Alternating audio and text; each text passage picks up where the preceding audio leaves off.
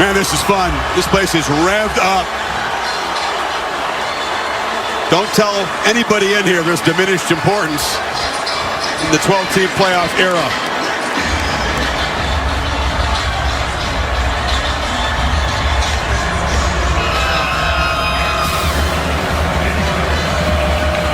Peyton Woodring to boot it away. Matthew Golden, one of the top receivers in this Texas team, standing in his end zone.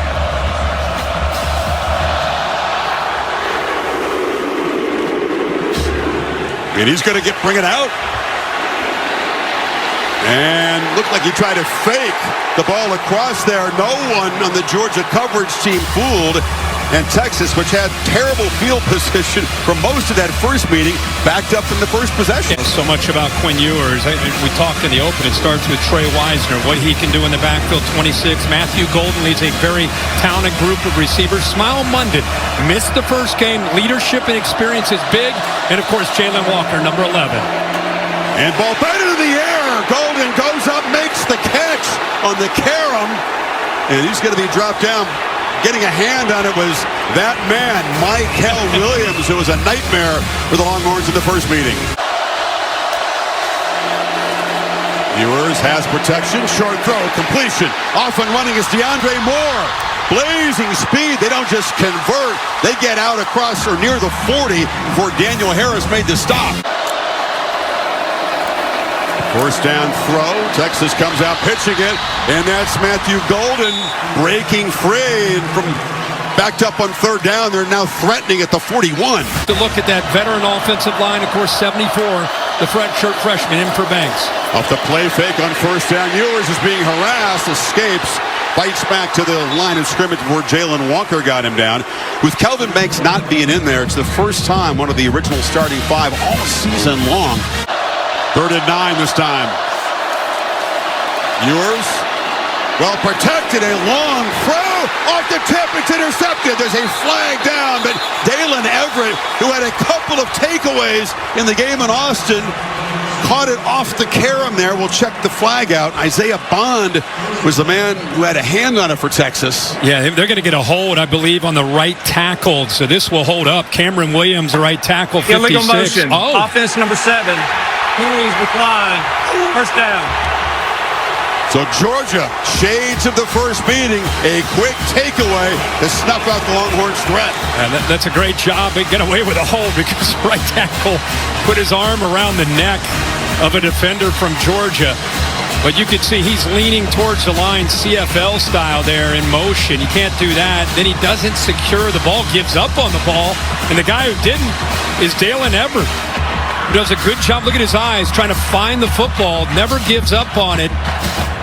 Fingertips bring it back into him, and a huge turn of events here for the Georgia defense. Much like the first matchup, the Dogs defense again getting the turnovers. Throwing the perimeter, and middle screen cutting back is Arian Smith, who's right near the marker. It'll be 3rd down at about a half yard. Here's the Burger King Impact players when the Dogs have the football. I put Nate Frazier in there, ETN at the time. Was a little relevant. Well, let's see. Hold on. Let's see what's going to happen here. They're going to go for it with up tempo. Back under center and trying to meet him right at the moment was Vernon Broughton. And the Longhorns say it's a stop. Number 45, who basically wrecked the Aggies offense last time out. Yeah, and Broughton, usually these interior defensive linemen, they try to submarine. Lowest man wins. Broughton, instead, watch him go airborne. He goes up and over. Look at 45. That's 300 pounds going up and over. And he was right. They did keep him short. Watch him at the top.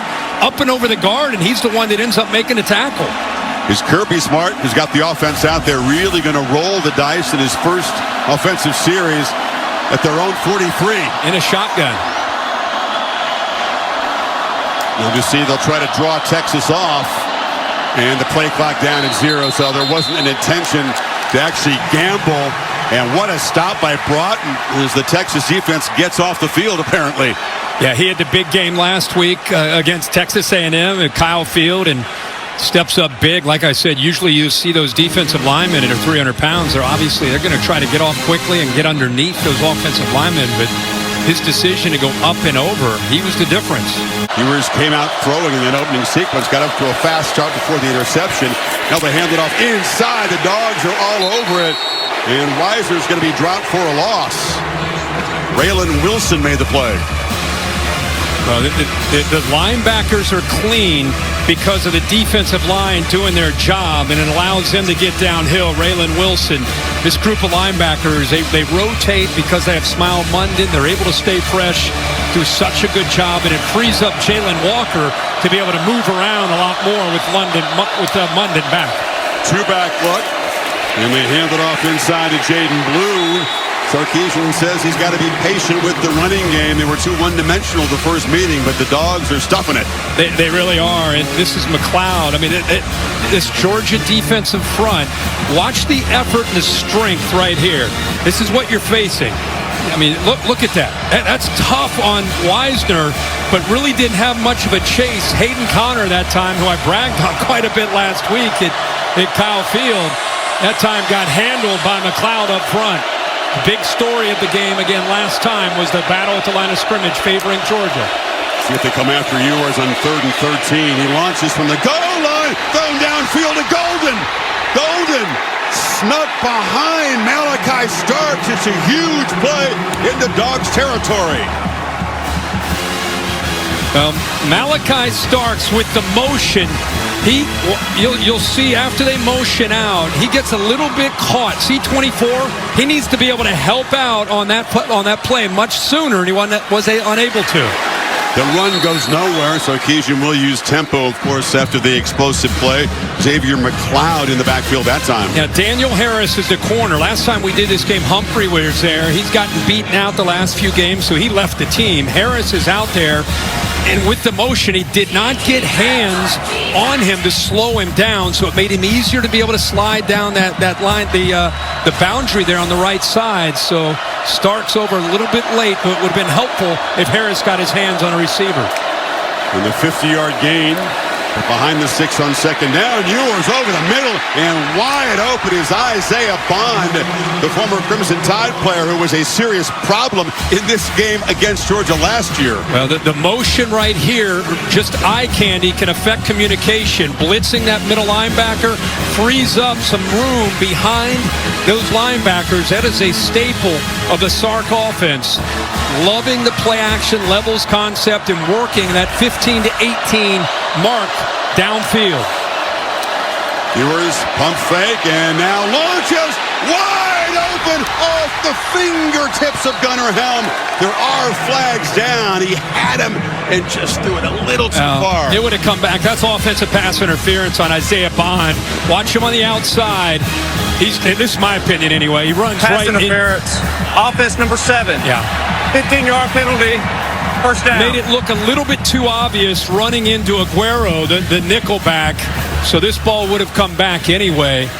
But when you play man coverage against Sark, you're going to get a lot of rubs. You're going to get a lot of screens, a lot of different things, mesh routes, anything he can to affect that combination of man coverage underneath and then what the safeties do behind that. So Georgia catches a break there. Devastating penalty offensive pass interference usually kills a drive. Creates a 1st and 25, like at the 36.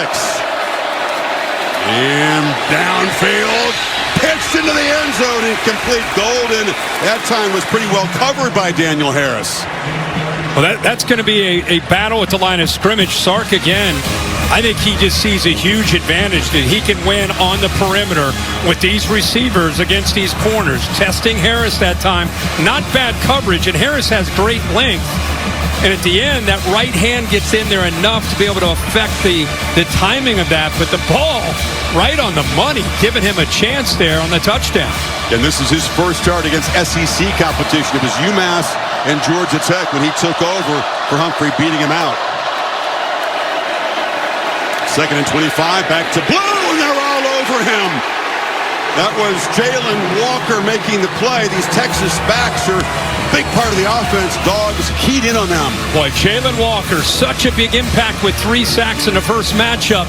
Watch him there to the outside. He actually saw this coming the entire way, baiting the offensive lineman to come out into space and use his athletic ability to go right around him and make a play on the screen. Great play there by 11. So in 3rd and 27, the penalty. Back to my out-of-field goal range. Can they pick up a little something here? Well, Weisner's got other ideas. He's going to be stopped back near the original line of scrimmage by Dan Jackson, but now they are in range for Bert Auburn to get points on the board. I think that's what that was really about, and I think they picked up more yards maybe than they really anticipated. Good job, Weisner. One thing he does, he gets north and south in a hurry with that acceleration. Gives Auburn a much better chance here for the Horns to try to take a lead. This from 41 yards. Auburn, a lot fewer field goal attempts this year than last. Kicked a bunch last year. This year, a lot of extra points. And straight down the middle. So, despite bad field position, that big 50-yard play gets Texas in position. 9 plays, 64 yards. You have to be yourself, and I think both these guys have been able to manage that. It's a fine line. Those guys are the only 2 Alabama assistants able to beat Saban, and the first carry for Trevor Etienne is a negative yardage play as Michael Taft got in there. Yeah, I mean, as soon as they recognize this, you'll see Taft get downhill in a hurry because they know that they want to get the hands into the football into the hands of Etienne. As soon as he gets out there, Texas doing a good job of expecting run there on that 1st and 10. Taft came down and made a great play. Given good field position, it was Etienne's runs that really set the tone. Build that big 23-0 halftime lead. 2nd down. It's back launching to Smith, and he's looking for a flag, and there is a late flag. He was lobbying Malik Muhammad in coverage, and it will be pass interference. Yeah, that right hand, once Smith went by him, he had a nice move, a little stutter and go. And with his speed, he's going to go right by Muhammad. Defense number 5. 15-yard penalty. Automatic 1st down. Anytime you see a corner grab and then put his hands up, wouldn't me? Usually guilty of something. And boy, that's Smith. That's why I made him one of the impact players. Has had some drop issues throughout his career, but has the potential of such a big play threat. That time, great job off the ball, beating Muhammad. And he'll be doing that more tonight, trying to make that big play for back in the Dogs. Penalty moves the football to the 39. Etienne in the pistol. He's got it again, and they swarm him. He bounces off contact, but will lose more yardage. Ran right into Baron Sorrell, who didn't get him down, and Trey Moore was there along with Hill. Boy, this is a really good job off the edge. You know, you've got to be able to anticipate this kind of potential of what Etienne can do. But right now, Texas, they're saying, hey, it's not just Georgia that's got a great defensive front. Look at Texas. Texas feels that they are as physical and as athletic and experienced as any defense in the country, and Sorrell showed us there. Monroe Freeling forgot to block him, huh? He came clean right off the edge. Ended up losing 5. Nate Frazier spells Etienne. Texas brings some late pressure up the middle. Beck pats the ball and now pitches it as he was going down. Flags are down. Anthony Hill got him down. Grounding is the obvious suspicion on this play. There was no attempt to really complete the pass there. Did they hit him in the head, though? Was it something? There was Hill got to him after he released the football. There are 2 fouls on the play. Personal foul, roughing the passer, 0 defense. Intentional grounding, number 15 offense. Penalties offset, 2nd down. Anthony Hill is a force, man. Top tackler, top sack guy, top tackle for loss guy, top everything on this defense. No doubt. Taft took away that curl route, almost jumped it. Beck thought better. You can see the roughing there, and then the grounding as well. What about the roughing? Yeah. Bill, what do you think of that on the roughing call? I'm not a fan of that call. I think he's just in there, and he's falling down. Yeah. So him getting hit in the head, that was incidental. Yeah, hurt against the Gators. Tried to come back against Ole Miss and then has missed the last 3. On the slant, incomplete. Going up high was Dylan Bell off of his hands. And the team that has more drops, Kirk, and anyone in the FBS has another one there. Well, I think he felt Makuba, the safety, starting to read this and does a good job of coming up fast enough. You see how he flashed, driving down on that throw? I think that may have affected. Ball tipped at the line of scrimmage as well by Trey Moore. And I think Four coming up does a really good job because of how quickly he reacted to that throw. Handoff. Wisner running hard, running aggressively. That's what he's done down the stretch. He got 10 that time and a first down to the 35. Well, how about Gooseby, the left tackle, in for Banks, doing a nice job here. See the late movement from Georgia, trying to affect the communication of the offensive line. They do their job, but if you've not watched Texas a lot this year, this 26 has been a remarkable story. Wisner is physical, very, very tough to bring down. Did not have the job at the beginning of the year, but through some injuries, he sure has earned his opportunity. They fake it to him. Ewers off the blind side. That was the problem before in this first meeting, and Chaz Chambliss got him on the blitz. Yeah, you would think coming on the blind side it would be Gooseby, but instead they moved the tight end. That's Gunnar Helm trying to pass pro. And that is a hard ask against Chambliss, who's become one of the better pass rushers on this Georgia defense. I think that's the area he's improved the most. What a matchup that favors him, and he takes advantage of that. Now they get Texas again behind the sticks. That's the 6th tackle for loss and 2nd sack already for the Dogs. Again, 7 in the first meeting. Handoff and fighting to get a couple of yards. Wisner couldn't escape the grasp of Smile Munden. Well, it's great to see Smile Munden back on this defense. Missed 4 games, including the Texas game. And I think more than anything, a guy that's played in national championships and SEC championships, best communicator out there, just his presence on the field for Georgia gives the rest of this defense, I think, a feeling that they can accomplish even that much more with him being out there. Final 30 seconds of the quarter. Texas facing a 3rd and 14. Pressure comes. Ewers on the move. Clips it downfield. Going up and making the catch is Golden. His 2nd huge play. Again, he beat Daniel Harris. Yeah, this Texas team has lived off of the big play all year. 3rd most in the FBS with 20-yard plays. Already 4 tonight. They clearly are going after Daniel Harris. Great job of improvising by Ewers, who got flushed out of the pocket. We saw him move around against A&M, even with the gimpy ankle. Does it again tonight. How about the location of that football there on that big play for the Horns? Golden at a 50-yarder and a 32-yarder. Texas on the move here. Georgia with 9 yards of offense in the first quarter. Back after this message and a word from your local ABC station. You're watching the SEC Championship on ABC. Beautiful here. Congrats. Different philosophy from Sarkisian. This is a short pitch on the edge. Wisner has some space, lowers the shoulder, and powers for about 6. We got a kick out of this when we were at the break. I think we saw it live, but you got to keep your eye right here on Kirby. He's down there. He's trying to make a play, trying to help out, trying to help Daniel. His face knew it was going to happen. Look at him in the background. Body English couldn't help. Back to those safety days. Gets the ball wide. Wisner turns the corner.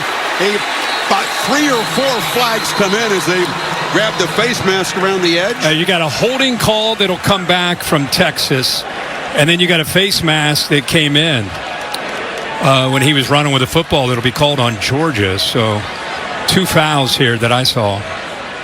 That's the kind of pass play we've seen from Texas There a are 2 lot fouls this on the season. play. Holding, offense number 2.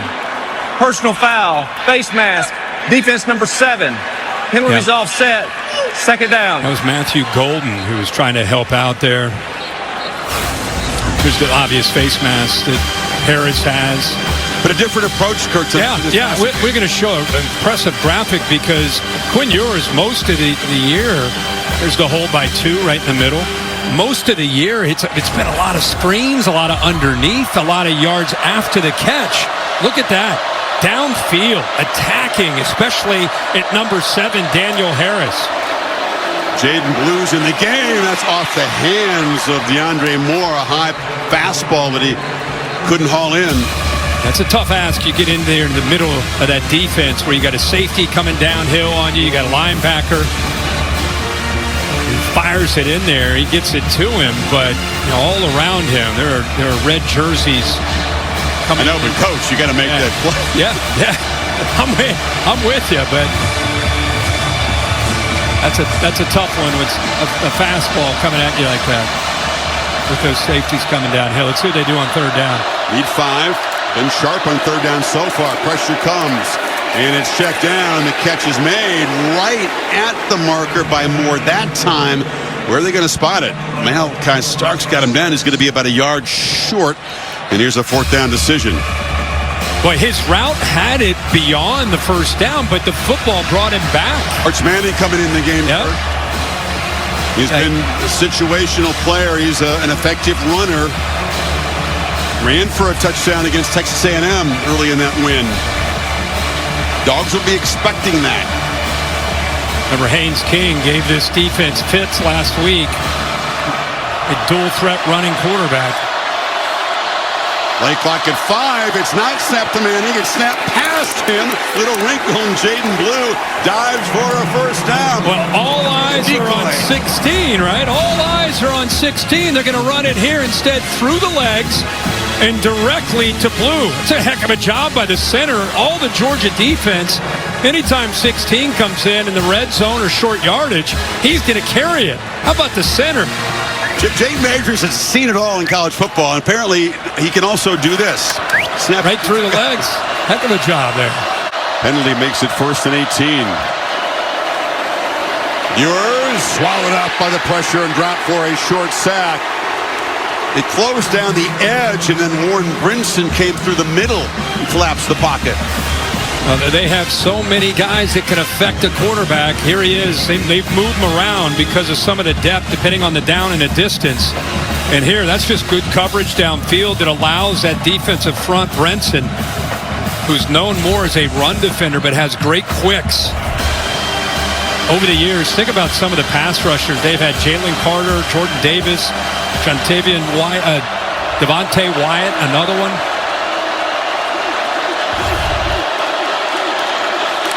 Second and 20. Ewers pitches it short. Blue is going to be dropped for a loss. They're going the wrong way. Raylan Wilson stopped the running back, and they're now back out of field goal range. Yeah, Georgia's not afraid to play man coverage, and even though Ewers is attacking these corners, they continue to play man-to-man. This time it's the defender right here. He does a nice job eyeing it, and this is a big key for Georgia against the skill of Texas. Can you make plays out in space, especially with the linebackers? Great job there by Wilson. Had a first down at the 25, flirting with the red zone. Now they're out of field goal range. Need to do the same thing last time. Oh, Ewers was caught off guard by the snap. Still makes the catch and the completion, and just like last time, Kirk, too far to make the first down, but Moore's going to get yardage and make it a more comfortable field goal attempt. Auburn was from a yard longer than his 41-yard make earlier. And this one straight and true. So a 56-yard play. Texas stalling with a penalty, but up 6-0. Don't let 95's big belly fool you. He's nimble and pretty quick for a 320-pounder. And a flag comes out. This running play produces about a yard. There may have been a Uncle foul made the play. defensive lineman may have lined up in a neutral zone there, like Ethan Burke, 91. Point in that direction. Offside. Defense number 91. Man. Lined up to the neutral zone. 5-yard penalty. Second down. Self-inflicted wounds, yeah. Another Sark getting frustrated. Here he is right down here. Line just trying to get a little advantage there. Good call by the officials. Texas playing up close to the line. They're not fearing downfield shots, but over the middle, harassing the tight end. Find a little spot in the zone there. Catch moves it into Texas territory. Got 19. Love it goes in motion. And when you see this, I want you to watch to the reaction of the linebackers and what they do and how they get downhill thinking about the run game. Once they get downhill, now they're lost. They're in no man's land. Anthony Hill realized it was play action. By the time he looks around where the ball's going, goes right past his ear hole for a first down. He's been the big weapon so far, if you can call it that. 2 catches. They are finally in Texas territory for the first time.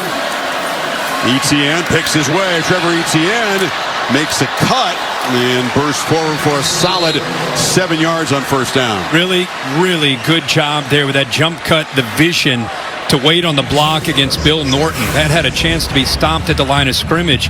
He does a good job of waiting, and then works around that block by Dylan Fairchild, who is locked up on Bill Norton 15. Those are the little things that go a long way with a talented back like Etienne. Instead of it's 2nd and 10, you're looking at 2nd and 2.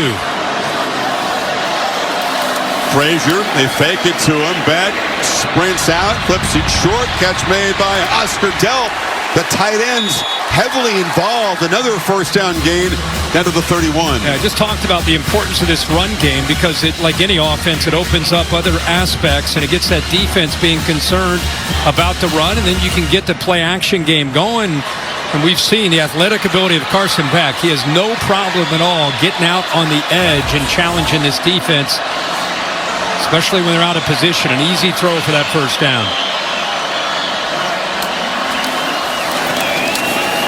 Frazier, quick burst, falls forward for about 4 before Andrew Makuba got him down.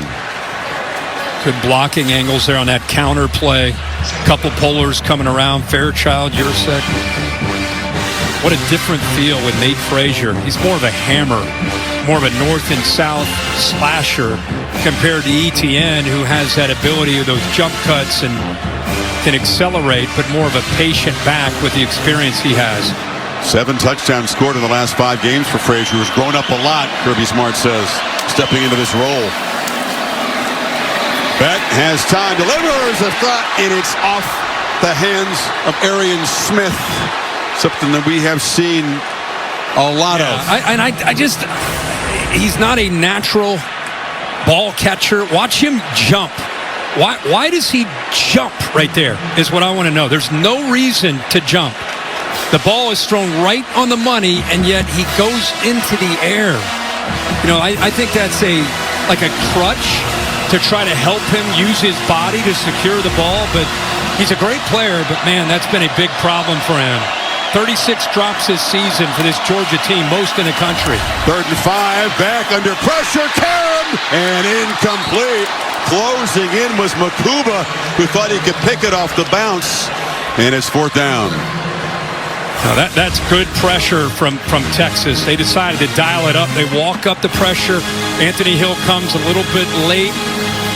That ball is late over the middle. This defense is too athletic to try to make that play. What a job there. The little backhand there by Barron, who's been such a valuable player for this defense. Bouncing from nickel out to that outside corner spot. So Peyton Woodring on, trying to get 3 out of this best Georgia drive so far from 44 yards, and the kickers doing their job tonight, but the drop by Smith really kind of doomed the drive. Dogs cut the lead in half, 6-3, midway 2nd quarter. Out for ASU. Where do you seed them? That's a question. Yeah. Sort of assume they might be the 12 seed, not so fast.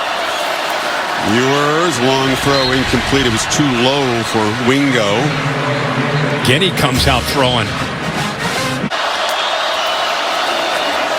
And the slant, catch made. Silas Bolden running free. The former Oregon State Beaver shoved out of bounds, and a flag comes in, so the gain to the 45. 15 more moving into Georgia territory. What a job of just keeping this play alive by Bolden on that quick slant.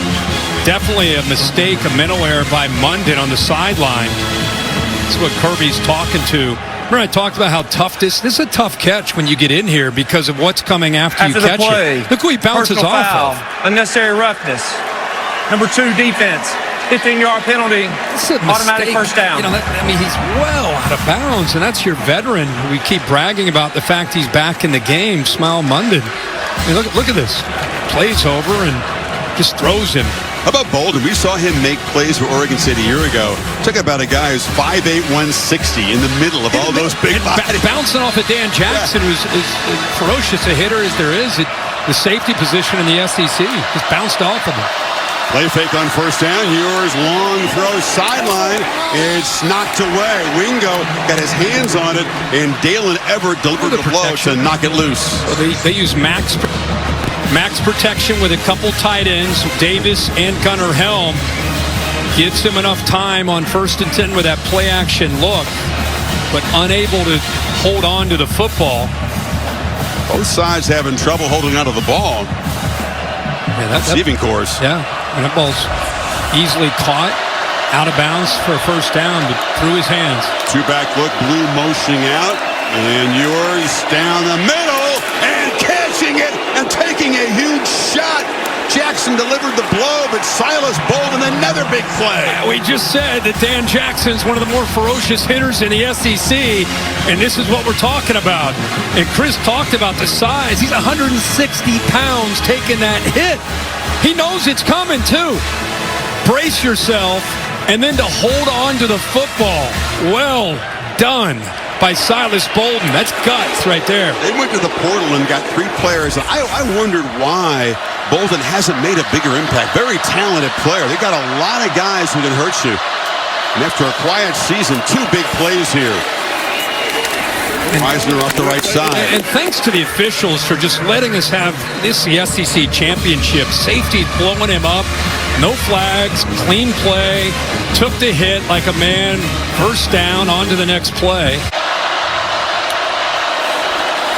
On the move, Ewers back pedals and has to just throw it away. Looked like he wanted to go back in the wheel route, but Weisner was well covered that time. Sark is pulling a lot of these linemen on these, giving these false reads to affect the linebackers, and it's working.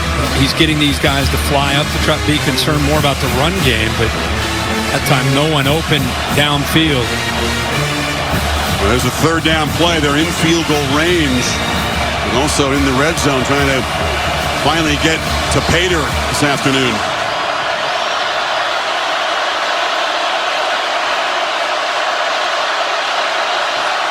Three receivers to the left. Ewers is looking that direction. And now launches into traffic. Very, very lucky to avoid an interception by Daniel Harris.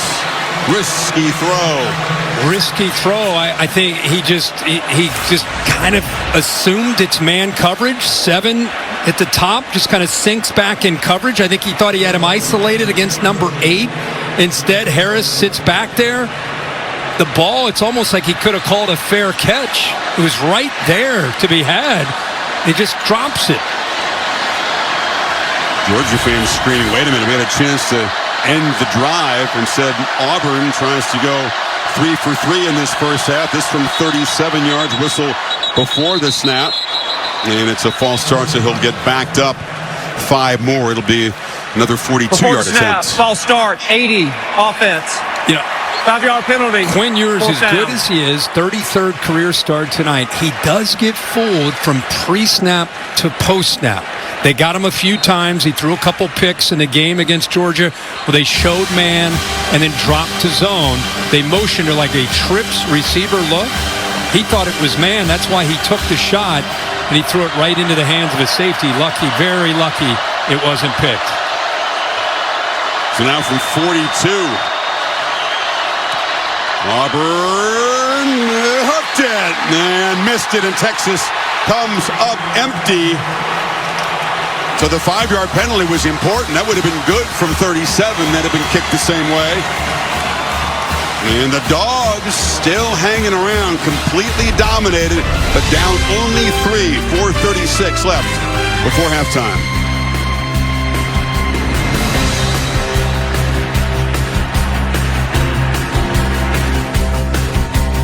Dogs, chance to turn around this half here. Chris, he sees this blitz, noticed it. Now, he might just be using it as a decoy, but he changed that play because feeling Barron may be coming. It ends up not coming.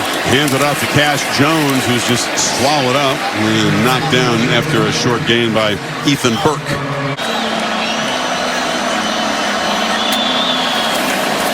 Off the fake, Beck drops back and fires down the middle. Incomplete. Michael Taft was in good coverage against Lawson Lucky. Broke it up. Laura? Well, Chris, we just saw Za'Darius Barron with another opportunity, and he's been on this sideline saying, look, he is going to throw us interceptions. We have to capitalize. He was frustrated with himself because he thought he's missed a couple opportunities in this game. And remember, guys, he told us when we talked to him about the chess match with him and Carson Beck. A lot of respect for this Georgia quarterback and the way he sees the game. Beck started out 5 for 5, Laura. 4 incompletions since then. ETN in the game on 3rd and 6. And Beck will launch downfield on the edge. 50-50 ball. It's broken up. Bell well covered again. It's Gavin Holmes down there, and it's 4th down. Punt team. Good coverage by the Texas defense. There's a one-on-one matchup, but good tight coverage there by Holmes, the backup corner. Watch the young freshman 11. Little move, little hesitation move, works around Freeling, and enough, I think, for Beck. That receiver's not open, but he had to get rid of the football. Good job of pressuring that time on 3rd down at his blind side by the freshman Simmons. The pass game continues to be dysfunctional for the Dogs. Another punt.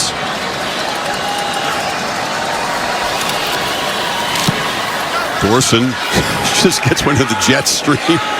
And there's not going to be many fair catches whenever Silas Bolden is back there. He just doesn't believe in them. Makes the catch and is driven back. Nice play by Arian Smith. See the charging down there. Georgia has not been elite defending 3rd downs this season. Another startling stat about this smart defense. From the pocket, pass delivered, 1st down. There's DeAndre Moore hanging onto the football, picked up 7 there across the 30. Yeah, like I said, they talk about him being the glue of a very talented wide receiver room. I'd love to see him not only catch the ball, but I'd love to see the fight after the catch there just to make sure he got the 1st down. This will change the philosophy. We'll get to the 2-minute timeout. Still all 3 timeouts. Plenty of time for Texas to work into field goal range, if not more. Ewers, 15 completions, 217 yards so far. 2 minutes to go here. Moore comes in motion. And Ewers backpedals, checks it down. There's the first target and catch for Gunnar Helm. Top receiver on this team in catches and in yards. Hadn't done a thing tonight until that 11-yard gain. Yeah, Sark is known for his screen game, and here's the look right here. Just kind of watch him block. He'll hesitate. Line gets downfield. Good job by Ewers waiting. Drops that over top of the defense in a pass rush. Gave the defense enough time to sink in coverage, so he had a lot of room after that catch. Cam Williams, the starting right tackle, had to come out of the game. Helmet came off, so he is subbed out. Brandon Baker, the freshman, comes in. Hesitation. Reisner. That play looked messed up from the start. Then as he tried to make a cut, he slipped down for a loss of 2. Yeah, that was a slow developing play there. Watch Ewers fakes it to nobody, and I think Weisner maybe went the wrong action there. Play took way too long to develop. Clock is moving. All 3 timeouts. Sark doesn't spend one. Minute 7 as they snap it. Ewers under pressure, escapes, and a flag comes out in the offensive line area as he dives for a short gain. Is another penalty going to kill a Texas drive? Well, let's keep a camera on Sark because I know he's pretty upset about these holds. It's the big danger of a quarterback stepping up and out. Holding. Offense number 56. 10-yard penalty. Second down. You know, as the quarterback steps up and out and the defense reacts, it puts those offensive linemen in a tough spot. That's a 6th flag on Texas in this first half, right? Cam Williams, one of the most penalized players in the FBS. I think it's his 13th penalty this year. He's had some holes. He's had some false starts. It's been a problem. Yeah. Moves the ball all the way back, Kirk, to the 31 now. It's 2nd and 22 inside of a minute remaining. Remember, Georgia does get the ball. They deferred, so they get the ball to start the second half. See if that penalty changes the thinking or if he'll stay aggressive.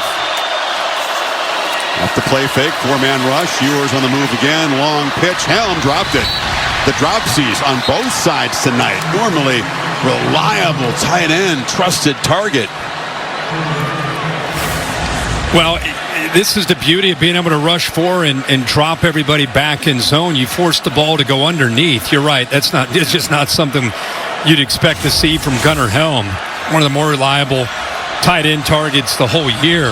6'5", 250. Probably improved the most from last year to this year as well. Now it's going to be Kirby Smart who's going to be interested in stopping the clock. If they can get off the field on 3rd and 22. Weisner bounces it, does stay in bounds, and that'll force Smart to take the first time out there, and Texas will punt it away with 43 seconds left. That's it. Back pressure, gets the ball out in the sidelines, and there was an attempt at a big play. Gavin Holmes covering Smith, who could not come down with it. Well, Sorrell got pressure on him, but again, we're seeing some depth here in this secondary. Holmes out there, that ball got to him. That's another opportunity and another example of him jumping. There's the pressure, but once again, jumping for no apparent reason on a ball that's thrown right on the money. We talked to Beck about this, Kirk. He's trying to be supportive. He's got to be. Is it anxiety? Is it nerves with receivers and all these drops? He's trying to figure it out himself. But, you know, Etienne on the edge will get a first down to 20 seconds. He's trying to be a leader and not show his temper, but his patience is tested at this point. I don't blame him for that, but you have to. You don't have any option as the quarterback. When your guys who are your guys going to battle for you, dropping the ball, the last you may want to talk to him one-on-one, but you need to continue to encourage him, continue to put your arm around him, continue to tell him you believe in him. Because it's hard enough for these receivers. They start thinking about it and worrying about it. Going to get a free play here, Beck. Pump fake, now a downfield shot. Looking for Evans, and he threw a pick. This will come back. There's another flag down in the secondary. Mukuba came up with the football. He takes a huge shot as he gets in the paint in the Texas bench. I don't see another flag on that one. Big story for Texas in this first half. Offside. Defense number 11 is declined. Pass interference number 9 defense is accepted. 15-yard penalty, automatic first down. It's the 7th penalty, and it does move the ball to the Texas 47. So Beck, with one completion, can get in field goal range here. Yeah, here's the look at the interference. Holmes looks back a little bit late. By then, he'd already made contact, and the penalty had already been called. Hayden Woodring is solid in the opening game against Clemson. He booted his career long from 55 yards. So they're getting close. Another free play. Texas jumped offside again. Another interception is going to come back. This is Anthony Hill who made the grab, but Texas just not holding their water, as they say. Well, you know what Sark's going to be talking about with this football team. Down to a second to go, so that is a factor, but man. Offside. Defense number 11 was on the snap. It's a 5-yard penalty. We play first down. Look, by the way, you know, I don't know if he forced his throw because he had the free play. He's at the bottom right 11, so just barely a little bit of movement. I'm guessing that Beck thought that he had the free play. He puts that right into the hands of Anthony Hill. And that's very costly. Had they been able to get a short completion, you get a timeout, you have a chance at a field goal. Now nothing but a second left. That's you got to chuck it down in the end zone for a Hail Mary attempt.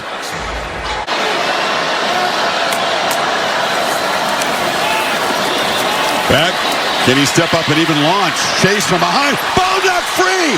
It's bobbled around, scooped up. The Horns on the final play of the half, trying to make something happen. Anthony Hill laterals it. They're still going.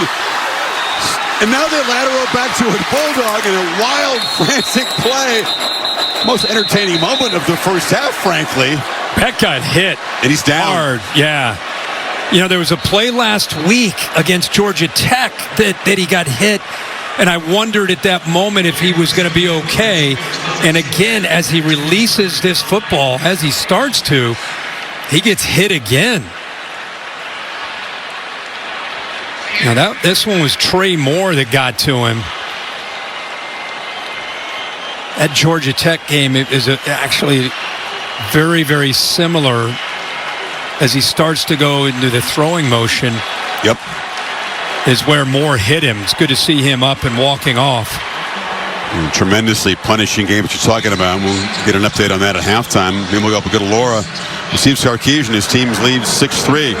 All right, thanks, Chris. Coach, 8 penalties in this first half. How do you get your team to clean some of that up? Well, hopefully they call them for a holding one of these times, too. Let's go to Holly Rowe with a little bit more. Coach Smart, what just happened to Carson Beck? What did he say to you? They just said his hand got hit as he was throwing it there, and guy came all the way around the edge, which people do on that situation. He's got to be aware of, just get rid of the ball. Will he be okay to play in the second half? He should be. I don't know. We got to go look at him. All right. Thank you, Coach. That was a wild moment. The ball knocked loose, and Anthony Hill's a tremendous athlete. Ends up with, then they lateral it around, and there was a chance after the ball's knocked loose right there by Moore that Texas could have come up with a defensive score there. Yeah. 0. Yeah, it got interesting there when we started to see the laterals, but this is every fans and team's fear when you see a quarterback go into that throwing motion. Brock Purdy had a situation in an NFL playoff game where he had an injury to an ulnar nerve, and let's hope that he's going to be okay as they check him out there at halftime. If he can't go, then Gunnar Stockton, who's not played against the SEC this season, will come in there. Capital One halftime report coming up right after these messages. You're watching the SEC Championship on ABC. Kirby Smart has told me that Carson Beck will be unable to return to this game. They are not going to talk about the hand injury right now because they don't know exactly what it is. But Gunnar Stockton, you hear the cheers from these Georgia fans. This is a kid who set the all-time high school state record for yards, points. He is one of the most dynamic kids this state has ever seen. I'm trying to remember if his state championship was here in this building. I'll have more on that for you. But guys, he is someone they believe in. They've all been hyping him up over here on the sideline, getting ready for this big opportunity.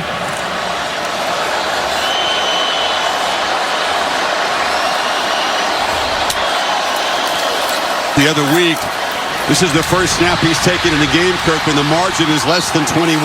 He finds Etienne for a nice first down gain. Yeah, really good block there by Oscar Delp. You know, anytime your guy goes down, there's a lot of times you could see the rest of the offense come around him. There's Carson Beck talking to him. You know, you get in that quarterback room, the main guy goes down, he's going to be there to help that backup up. But my point is, you lose your starter, your alpha, you'll see those linemen step up. You'll see the back step up. Let's try to help him out. Stockton on the move. Chase, welcome to this Texas defense, one of the elite groups in the country, if not the best. So it's a serious step up in class for Stockton. I'm glad you said that because, you know, again, we're concerned about Carson Beck. There's the look at him again. But I think what you just said is a great reminder for people that don't watch a lot of SEC football. This Texas defense, I know it's a low-scoring game. This is an elite defense that we're watching. As Chris said, if they're not the best defense, they're right in that discussion with the veteran group they have at all 3 levels. So with Stockton leading them, Georgia now faces an early third down. They need 2 to get this drive going. Looking to throw for it. Stockton from the pocket delivers a strike, and it's a completion to Arian Smith, who had problems dropping the ball in the first half. Grabs this one for 18. They're in Texas territory. Yeah, Texas walked up to show pressure here, and then they drop in the flat. Nice job by this offensive line, creating enough time there for him to be able to deliver that throw. Etienne short Gary. That'll help get the heart rate down. Yeah, to back up the point we're making about Texas here, number 2 in points allowed, number 3 in yards allowed. They're the best defense in the country, yards per play, under 4 yards per play.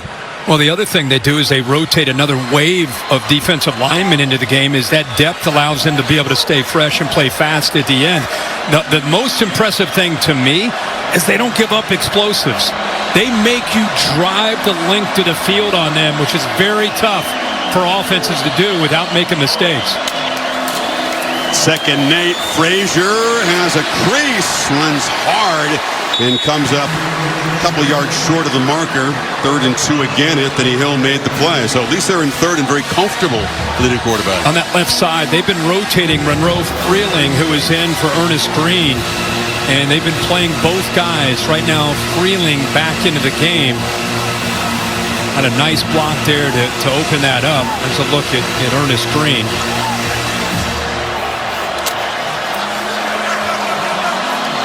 Plenty of time in the play clock.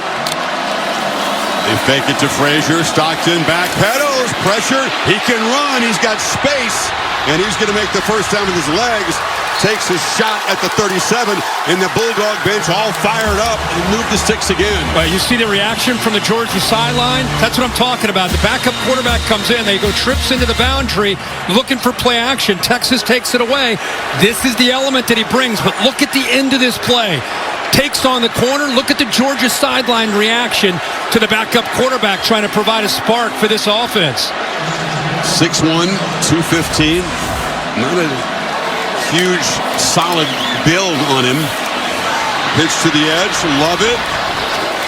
They're succeeding, winning on first down, which is helping this young quarterback. And I got to give Mike Bobo some credit for this. Is a big. You said it. This is a little different than UMass. I mean, this is a big atmosphere. Mike Bobo's been here. He's done it as a player.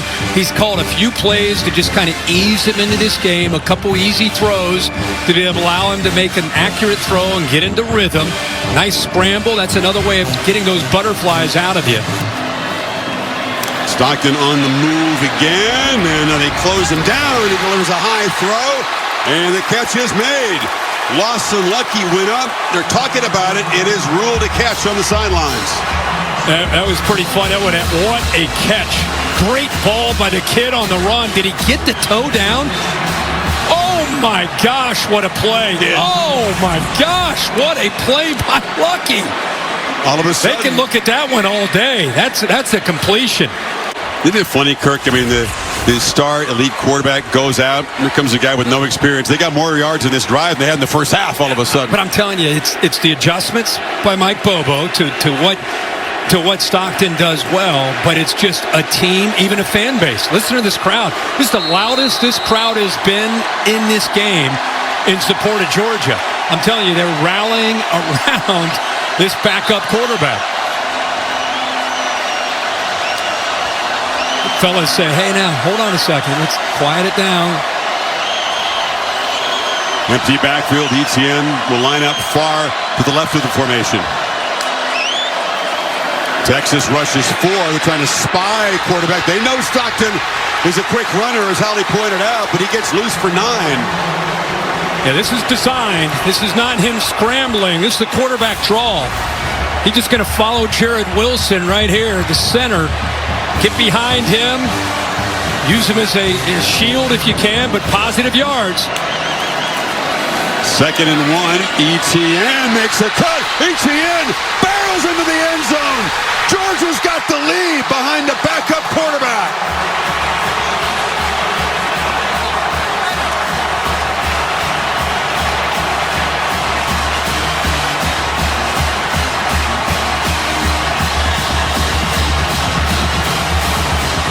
Chris, watch the block right here on the outside by Delp. Comes down, helps down that double team to secure the edge, and then is able to get up to the linebacker just enough. And the Etienne, when he starts running downhill, he is a handful. This is a guy that's had to deal with ribs over the last 3 or 4 weeks. Had 3 touchdowns the first game in Texas and Austin. and provides a big spark along with this backup, Gunnar Stockton. What a different energy from Georgia. Urgency is an amazing thing, right? All of a sudden, dogs step up behind a guy who's never been anything like this situation. And Georgia, for the first time today, on top of Texas, 10-6. Meanwhile, Texas now facing some noise behind in this football game by 4. Ewers, long throw, right back to his favorite target tonight, Matthew Golden. Wisner, again, dropped behind the line. Warren Brinson, such a physical run stopper. It's a 3-yard loss. I tell you, it gets blown up in a lot of different areas, but one of the guys that really impressed me just with his attitude and effort, look at Chambliss, blows that guard up trying to pull around. Really blew the play up where DJ Campbell tried to come around. Wisner on 2nd and long. He's going to be dropped for another loss. Texas going backwards in 2 running plays. And momentum building for the Bulldogs. Jalen Walker made that play. You know, a lot of movement by the offensive line. You're seeing them move out.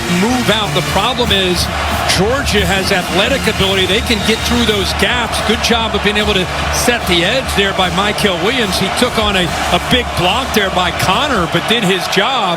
And everybody else running to the football. This Georgia defense, man, they are flying. Entire team inspired.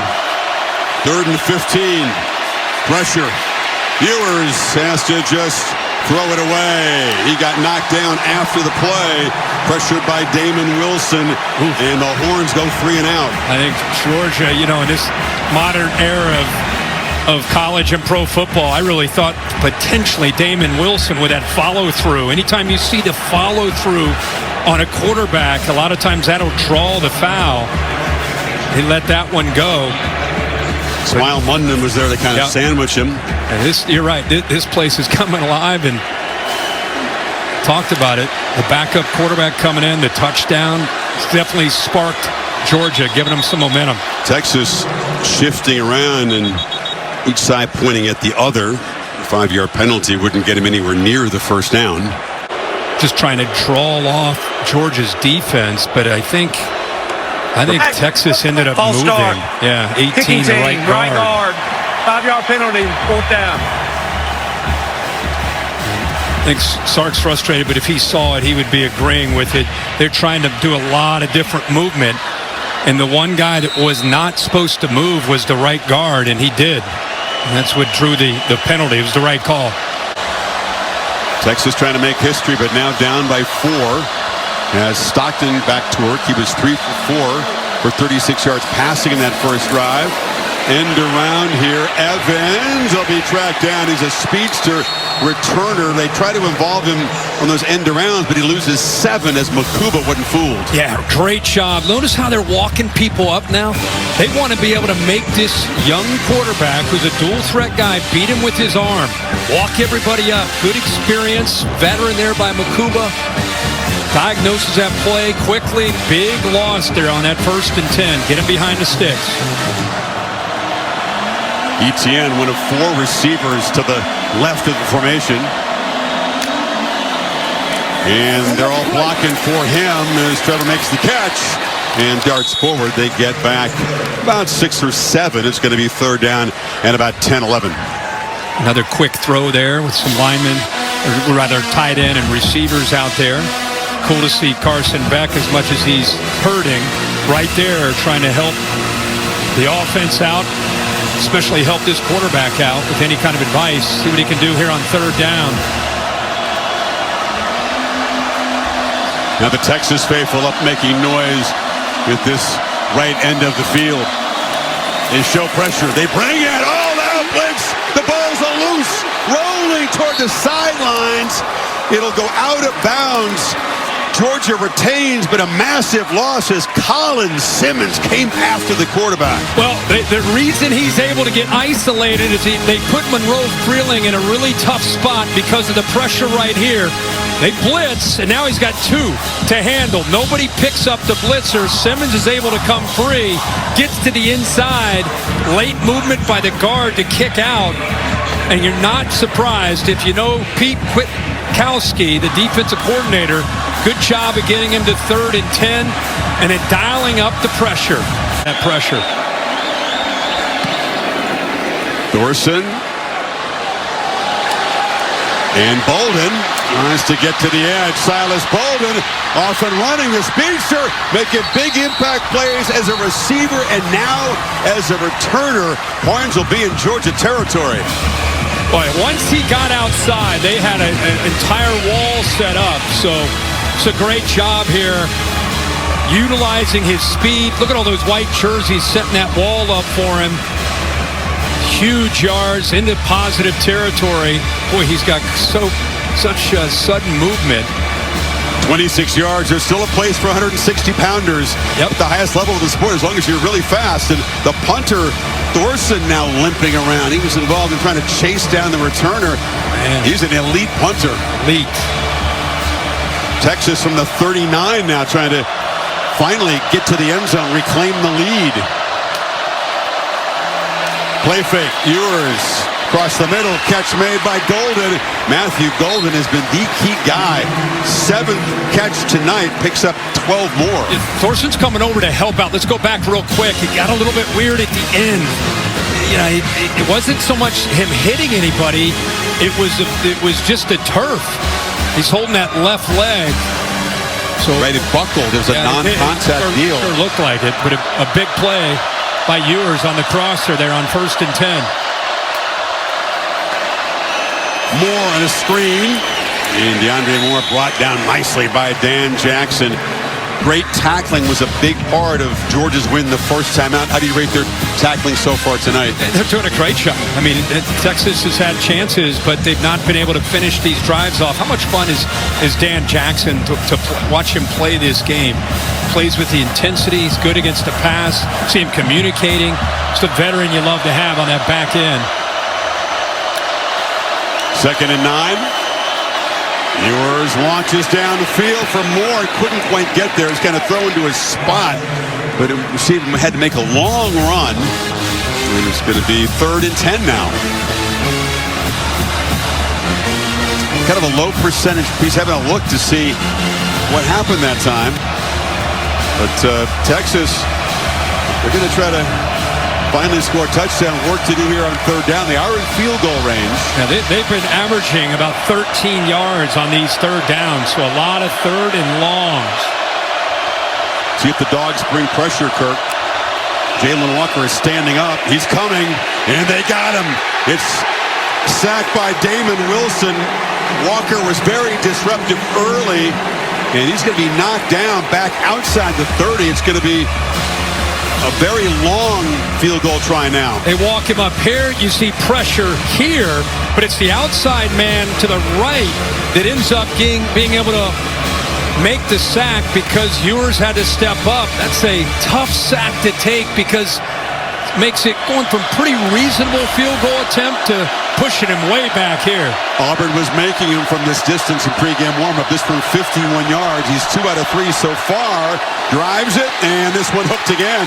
So he's missed 2 wide left. Georgia all fired up over there.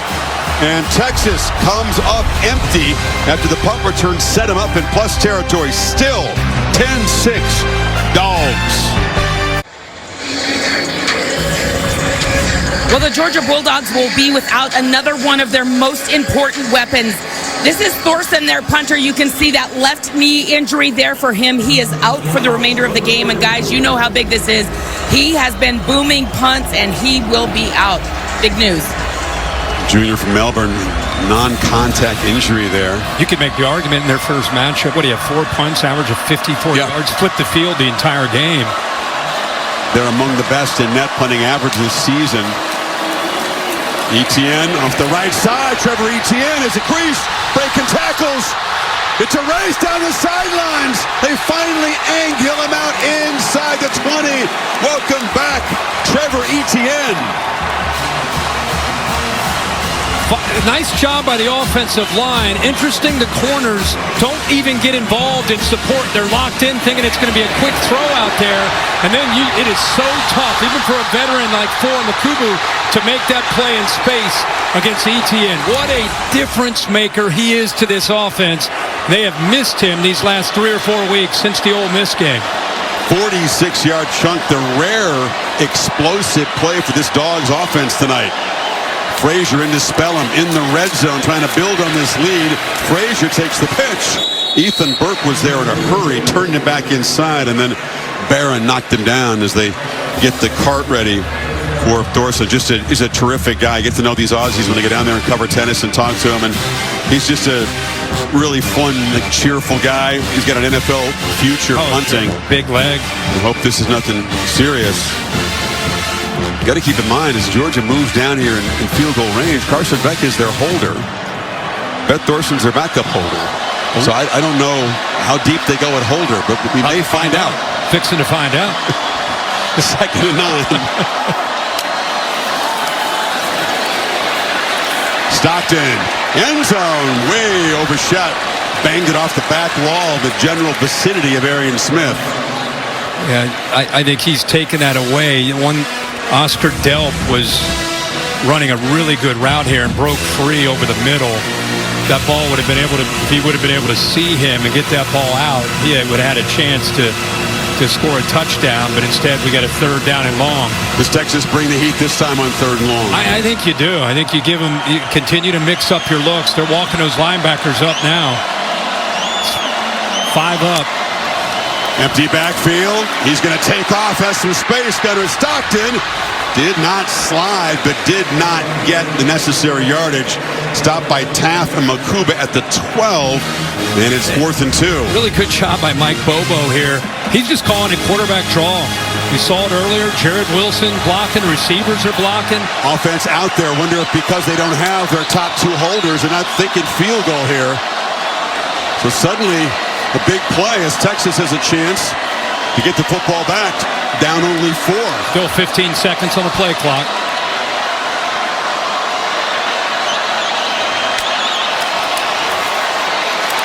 Jones drives. Flag comes in late. Yardage is good for a 1st and goal, but it was right in the center of the offensive pit area. Sure was. Right where that contact was. Kirby says hands to the face. Is that what he's saying? I can't tell. He still do. He's doing it for a 3rd time. He wants everyone to see that. Personal foul. It's on Hands to the face. Defense number 45. Half the distance to the goal and end of the run. Automatic 1st down. He's right. Vernon Broughton flagged the 10th Texas penalty, and it moves the football to the 4, 1st and goal. 45. See the right hand up into the face mask there of Fairchild. Boy, has this kid provided a spark in this dome. You can just feel it throughout the entire building. And they punch it in. Empty backfield again. Etienne split out to the right. Bunch of tight ends bunched left. And it's Stockton running all the way. He's going to be dropped behind the line of scrimmage there. Sprinting over was Ethan Burke, the veteran. Ethan Burke did a nice job of getting off the block. So often you just got to use your hands down there with your eyes into the backfield. Burke did that. Strung that play out, just nowhere to go. They just try to utilize the quarterback's ability to run. Let's get him out on that edge where you maybe have a numbers advantage, but great job by Texas defense holding the point there. And a true freshman, 175-pound Dwight Phillips Jr. is in the ball game, and Etienne makes it a 2-back look. That's Phillips coming in motion. Etienne, they are just flying downhill, and it's another loss. Leonga Lafau made the play. You know, they talk about Lafau being just kind of that calming influence. One of the leaders of this defense. He's right here at the 2nd level. He's getting downhill. He's actually blitzing here. Good job of slipping through. You can see the right guard wanted to kick out to help, but a late reaction by Ratledge. So 2 runs, Kirk. They lose a combined 3 yards. And it's going to be 3rd and goal. About the 7. Low-scoring game. Do not want to give up a touchdown if you're Texas here. Stockton looking to run, and they're all over that. So in the end, and Hill made the play there, they didn't want to throw the ball in the end zone. They tried 3 runs, and they'll settle for 3. Yeah, Texas defense really stepped up inside that 10-yard line. Got aggressive, even off after that penalty by Broughton that gave them the first down. They responded with 3 straight plays by turning up the heat there on this Georgia offense. So Gunnar Stockton undoubtedly has taken reps. Georgia leaves nothing unturned. He's the 3rd string holder. And Woodring from 24 to give Georgia a 7-point lead. Final seconds of the 3rd quarter. No problem for the reliable kicker. A 61-yard drive in 8 plays. You said it.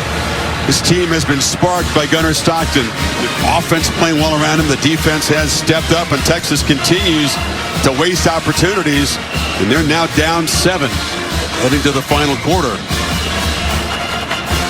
Guys coming off the bench. This is not quite the same thing, but Jalen Hurts did kind of come in there. Yeah. Tua Tagovailoa had come in for him, of course, won a championship. He came off the bench, got very fired up, and led Alabama to the ill-fated fake punt there. Remember, that's Justin Fields. Justin Fields there back.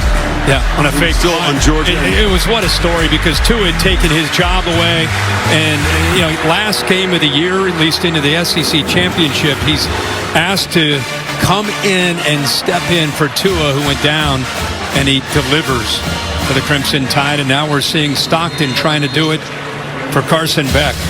Meanwhile, if you're the play caller for the Longhorns, Steve Sarkisian, your running game has produced 21 yards so far. What do you lean on here? The pass game has been by far the most effective phase of the offense. Weisner has been so productive coming in, has just been swarmed like that today by the Georgia defense. They're just kind of tiptoeing up there. This running game has been slashing through teams coming into this game. Not today against Georgia. Sarkisian of the Longhorns down 7, end of 3 in Atlanta. Back after this message and we're your local ABC stations. You're watching the SEC Championship on ABC. Coach, you just had an emphatic little meeting there with your secondary. What was the message you're delivering right there? Just don't get lazy around the pile. We've had some runs break out on us where our guys relax, and the ball could bounce out anytime. How's Gunnar Stockton doing? How can you maximize him? Mike's doing a great job with him. Kid's got a lot of confidence. He's played in a lot of big games. He's not afraid of the moment. I think he's done a good job. It's a good change of pace for us. Thank you, Coach. Thank you. Matthew Golden gets loose. He's played in some big games for Raven County in high school for the Tigers there, but this is his first action in college football against a real team.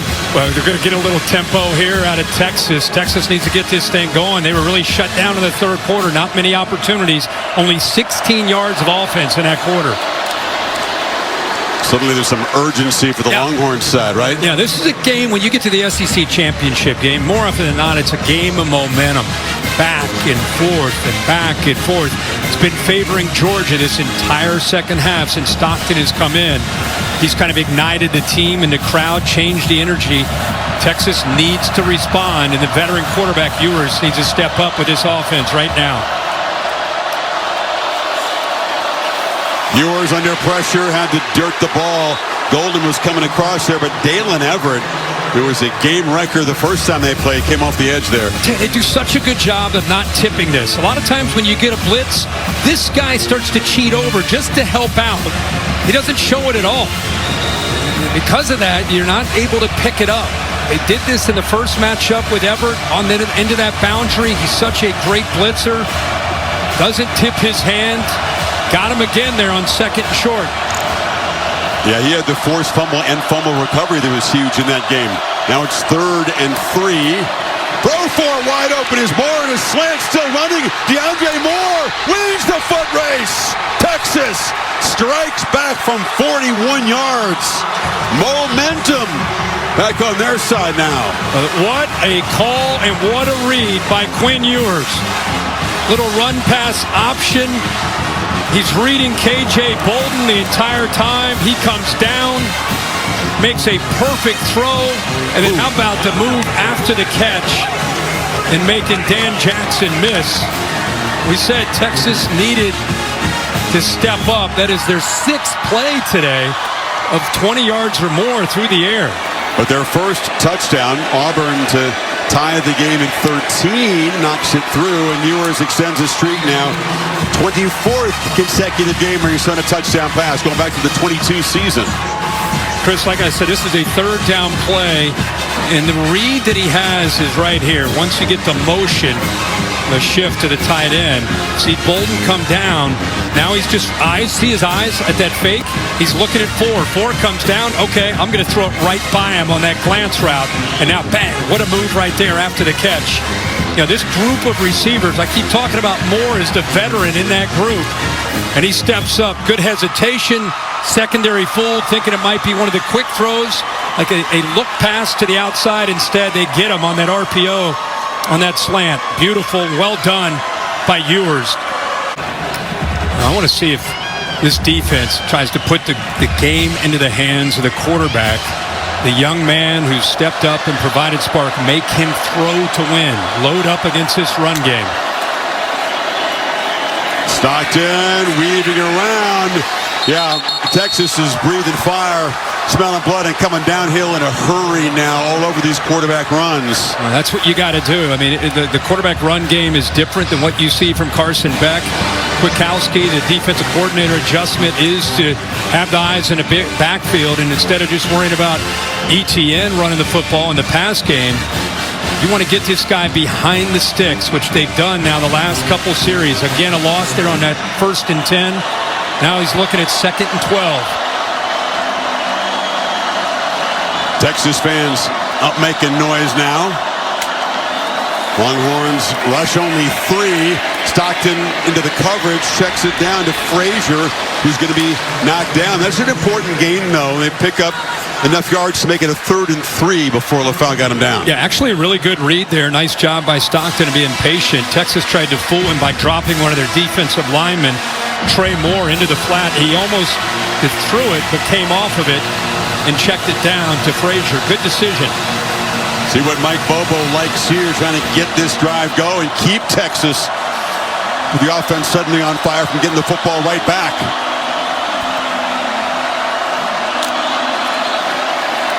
Stockton, and they're all over Dominic Lovett. He caught it behind the line, and Jalen Gilbo says, "You're staying right there," and the Longhorns force a punt. Well, this is called doing your homework. When you see motion, where they go out to motion to trips, this is Lovett going over. You see the corner running with him? You got man-to-man coverage, so once you see that, you're expecting a quick throw out here. Texas is anticipating that. That's just really good job of anticipating and reacting by Gilbo there at the nickel spot in man coverage. Welcome another newcomer, Kirk, to a big pressure situation as Charlie Ham taking over for the injury. It's a fake! It's a fake, and Smith's got it on the end around, and he's got a first down! Tie game, 4th quarter, SEC championship, and Kirby Smart rolls the dice, and this time, the fake punt works. You know, I called a game Thursday night, and I was really impressed what Dan Campbell did. Watch how Texas doesn't even react. They've got a couple guys there dealing with the gunner. Backs turned, completely unexpected. How about big fella, 74? Snapped to the big fella, 74. Gooseby, flip it underneath to the man coming around, the fastest guy maybe in the country. What a call. We showed you the Justin Fields attempted fake punt, which did not work against Alabama in this game. And 9-yard pickup on 4th down. Dogs continue to kind of grind forward on the running game here. How about Gooseby, the left tackle, catches? That's first of all, catching it is a good job by the tackle. And then to be able to, well, actually it's Bobo, the backup center. And then he flips it. And he was ready, in position. Smith's coming full speed around that edge, and Bobo slips it to him perfectly. His dad Mike calling the plays, and young Drew, who stepped in. He's had to be a starter at times this year in that center position for Georgia with all the injuries they've had. 2nd and 7. And the Horns give a crease, and Etienne's got a first down in Texas territory.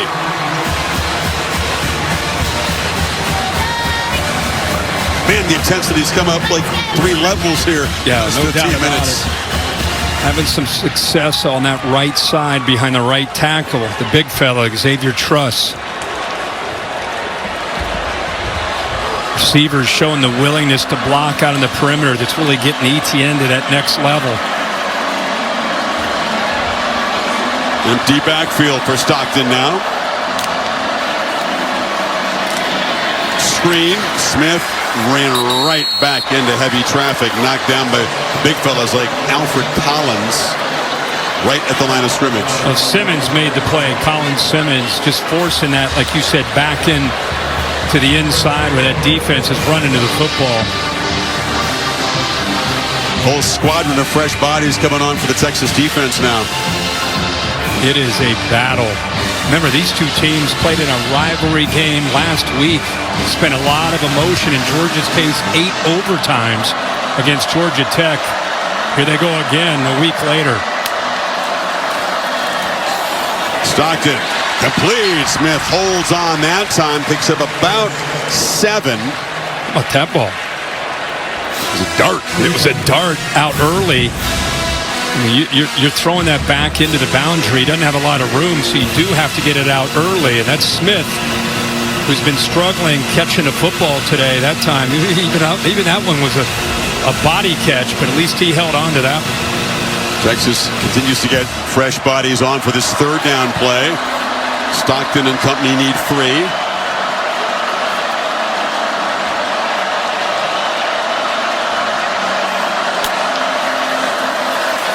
No pressure. Check down. Too much space for Etienne. He's going to get just enough for the first down. They do move the sticks at about the 37. And they just cleared it out. They flooded the zone and just tried to get that defense to back out playing zone. And then you have to get the ball out as fast as you can. You know, that you got to be decisive, which he did. And Etienne is so well known for what he can do in space. But good job of letting those linebackers drop in coverage and then getting it out quickly. Georgia now inside of 8 minutes to play, getting close to field goal range for Woodring. Reverse. Evans lost the ball, fell on it, got very, very lucky to avoid a crucial turnover. Yeah. Chris Benda looked like he knocked that out, just chasing after the football. Right hand gets in right there to knock it out. And you talk about the break of the game. Look at all those white jerseys. Bounces right back into the chest of Evans. Got a remarkable, Kirk. That's the 19th fumble this season for Georgia. Only lost 5 of them. The lost fumble by Beck at the end of the half. So they've been a little bit lucky or attentive. Well, he's attentive right now, listening to Kirby. Picked up 5. Second down run for Frazier. Frazier to the corner. Barrels out inside the 20. Dogs threatening. You're trying to get upfield to disrupt and penetrate, and by doing that, take yourself right out of the play. And what a great thing when you have Etienne. Frazier goes back to being in that role of being 1B. Look how fresh his legs are here in the fourth quarter with 6:30 to go, and he gets his hands on the ball.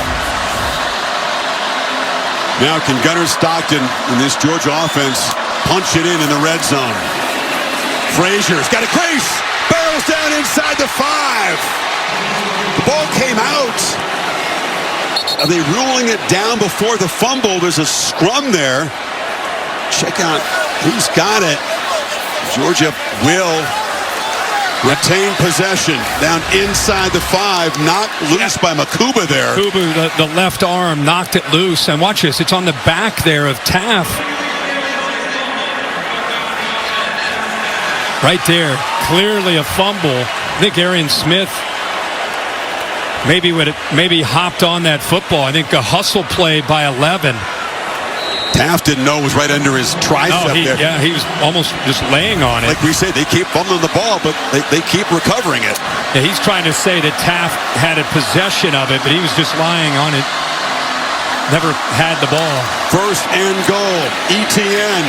It's crowded toward that boundary. Could not get around Baron Sorrell. Clock rolling now. Second and goal. Yeah, great job setting the edge. Try to catch him back into the boundary. And we've been talking a lot about Arian Smith, and you just got to hold on to the ball. Let's make sure we talk about the job he did hustling, making that play to recover that football to keep this drive alive. There are a lot of Texas defenders that easily could have come up with the ball. Instead, Smith, effort, keeps the Dogs with this possession. End around. Phillips knocked down short of the goal line, lost a shoe. Mukuba made the play. Phillips slow to get up, holding in the midsection. Yeah, he is the gadget guy, right? To get a little bit undersized, but really good speed. You talked about Mukuba. He just accelerates through this hit. Boom, big hit right there. So Dogs on the doorstep. It'll be 3rd and goal when you come back. Let's look at this 15th play coming up. Almost 9 minutes. Talked about how you can't hit explosives on Texas. You got to earn it, drive the field. That's what they're doing right here. Can they finish it off? Stockton from the pocket. Survey just batted down at the line. Dangerous play. Broughton off the carom, tried to close in on it. And it's going to be the field goal team that comes out. Chris, they had Delp, and again, it's very easy to see from up here, but Delp is in motion, goes back, and right now, if you throw it, there was a nice little pick there by London Humphreys. He didn't see it, and it gave Texas a chance to get their hands up to knock that ball away. So the defense steps up. Woodring, the chip shot to give Georgia the lead back. Pounds it right through. And 4:32 to play. We've been critical of him at times because of missing a few passes. Let's celebrate him on that fake punt and that hustle play to get the fumble. Can Texas answer? They hand it to Wisner to begin the drive, and he goes nowhere. He'll actually lose a yard. Quinn Ewers, he talked about the experience. He's been poised and pretty good in postseason games in his career at Texas. He's led a bunch of teams in game-winning drives. Yeah, Sark talked about being patient with that run game. At this point, I think it's going to come down to Ewers' ability to make throws. Got to get protection, and he's going to be sacked. A slow developing play, and Mykel Williams closed him down. And Texas will face a 3rd and 18 in this desperation drive. But again, it's Chambliss right here who's able to get penetration and force Ewers up and then into the arms of Mykel Williams. Smile Munden in there as well. Pressure again. Sideline pitch! Intercepted! He threw it to Dalen Everett, who had huge plays in the Dogs' first win. And Georgia up 3, gets the football back. Well, how fitting is that? They've been trying to pick on these corners, mainly Daniel Harris. That's gone away. But here, late in this game, they've got to be able to come up with another play. And they turn to Matthew Golden. Couple things. Watch the pressure right here, and here's the matchup on the outside. He gets pushed, the right tackle gets pushed right into the face of the quarterback. What a good job of being patient. The ball's thrown to the inside, but watch 6, waiting, expecting that route near the first down marker, and then reacts to the receiver coming back to the ball. Ewers threw it inside, and Everett was in perfect position to make that interception. He was in good position the first time he picked it too. So 2 more interceptions, had a pick, a forced fumble, and a fumble recovery in October. And now the Dogs with the lead and 3:36 to play, set up inside the Texas 30. Etienne off the left side. Now it comes down to the Texas defense. If obviously a touchdown goes up on a board, this one's over more than likely. And if Kwiatkowski, the defensive coordinator, can get his guys to rally one more time and force the field goal, could still, with 3 timeouts and a 2-minute timeout, could still be in a position here to get the ball back to Ewers, down 6. Clock management, interesting topic here. Will Sarkisian use timeouts on this side of the 2-minute timeout if they can get a stop here and force a 3rd down play? See what happens right here. Georgia 1 of 3 when they do get in that red area. Fake it to Etienne. Stockton now pitches down to the running back. flag comes out. Etienne still running, knocked down at the 20. It's going to be a hold on Georgia. The center, Wilson. Easy call for the official. Sarkisian said, hey, I'd like to see Georgia get called for holding. Yeah, that's right. At halftime. Delora. This is a throwdown, so. Holding. Offense, number 55. 10-yard penalty. Second down. So it backs him up. Stops the clock, of course. It moves the football to the 36. 55 right there going up against 1-5 Billy Norton. He tried to sneak Lucky down that left sideline, but Texas took that away. That's why he was in the pocket waiting and waiting and waiting. Longhorns in good coverage. Were not fooled at all. 2nd and 18. You don't want to go back any farther. This is within Woodring's field goal range, but just.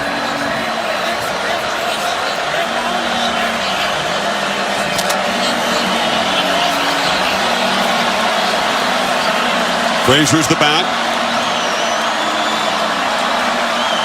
Evans motions across. Single coverage on that side.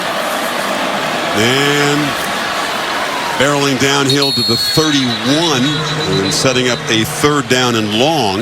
And like you said, there's Texas using one of their timeouts right now. It helped so much after that penalty. Now you feel really good about getting them off the field here and forcing a field goal. Close to it. Play clock at 3. Texas brings pressure. Stockton backpedaling, throws it, and threw it right to Texas. Intercepted by Jahdae Barron. The young fella under pressure made a mistake, and Texas is set up now. Well, I'd say that Kirby Smart telling him, let's be smart with the football. Let's not have that big mistake. And, you know, he got pressured from his left side. I think it surprised him, spooked him, in fact. He was looking to throw the ball to Cash Jones out of the backfield. Blitz here. And again, they've had success bringing blitzes from that left side. 2-on-1 on the left tackle. See, Simmons is able to get the pressure. Georgia very fortunate this ball is not returned all the way back by Barron. Good job by Lucky hustling there. Sure is. I think Barron saw that open sideline, and the tight end works his way around the blocker. Yeah, Gilbo celebrating. Yeah. He should have been making a block. Texas from the 34. 2 timeouts plus the 2-minute timeout. Ewers flips short. Wisener has blockers and hammers forward for a 1st down at the 45. Picked up 11. Keep in mind, Ewers in 2 games, the one earlier in Austin, the one tonight combined, 12 sacks and 5 turnovers. But still a chance. Oh, yeah. Always a chance. They had a chance in the game in Austin to get it back within a score. Yeah. And Georgia's offense extended that game, ran it out. So despite bad pick in that last possession, the defense for Texas does their job. That was the only time we saw him look like a guy that hadn't played a lot of football. I thought up to that point, he's been the operation of it. Not a whole lot of mistakes. He's been playing clean football. He's been giving his team a chance. His team kind of rallied around him. He'll learn from that as a young quarterback that doesn't have a ton of experience. Kwiatkowski forced his hand, brought serious pressure from some NFL future front 7 guys. Yeah, and he didn't see it at the line of scrimmage. He didn't see it until they were closing in on him, and then he's just trying to make a play and just would love to have that one back. But give Texas's defense credit once again for stepping up. Even though they got back deep in their own territory, they once again step up. I don't know if you saw the scouting report. Jahdae Barron's not the guy to try. He's a Thorpe Award finalist, one of the best defensive backs in the country. And his play has given Ewers and Sarkisian's offense a chance here. Still have the 2-minute timeout, plus the 2 timeouts that Texas has remaining.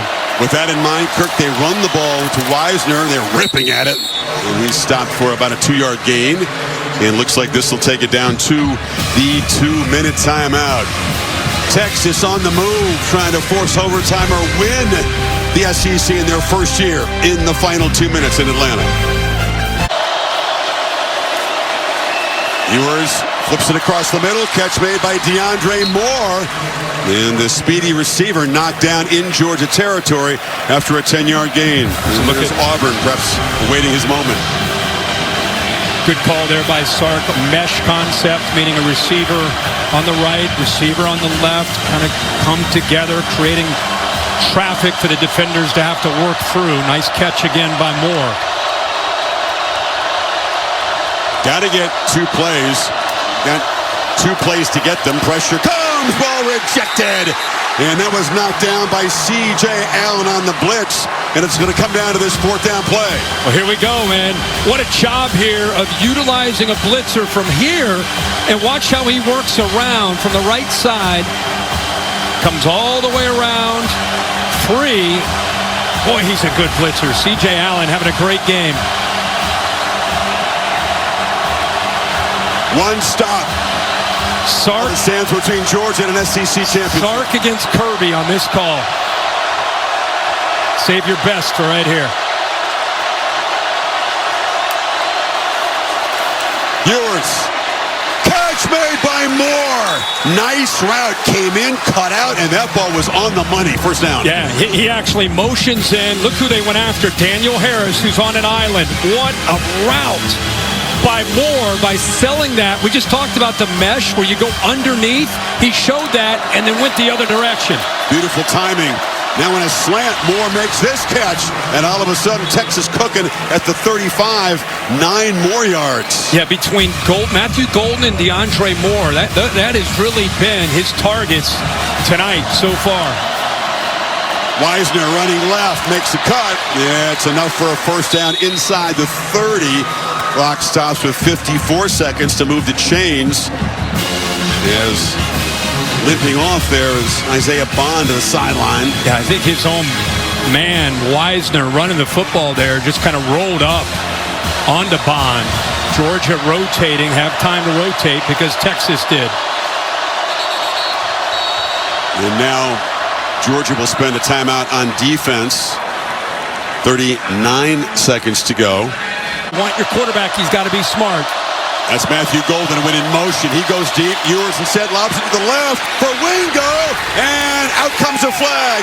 Interference in the end zone as Dalen Everett, who's had some big plays tonight, flagged that time. Yeah, right on cue. We're just sitting here talking about, are you conservative? Are you aggressive? Go after the corners. He's been doing it all game. 15-yard penalty, automatic first down. Yeah, and I think he does a nice job of looking for the safety. Dan Jackson came down, so created a one-on-one matchup. And Everett just gets behind. Ball is underthrown. And so once he gets behind and the ball is underthrown, you see Wingo, the freshman, working back to it. And a no-brainer call there for the official. Actually a smart penalty in college, too. You take the 15 yards. Yeah. NFL, that's it down at the 2-yard line. Yep. So instead, Texas, a first down in the red zone. Pump fake. Ewers will be sacked. And now Sarkisian will have to spend a timeout taking a sack there. Knocked down for the 7th time tonight. I mean, it looked like with the action from the quarterback, you know, he's flashing, showing screen that way, wants to go back to the right. But he's very fortunate he holds on to the ball. You see the ball in his left hand away from his body with 3 different defenders around him. You know, Georgia takes that one away. He could have flipped it out there, but there's a Georgia defender.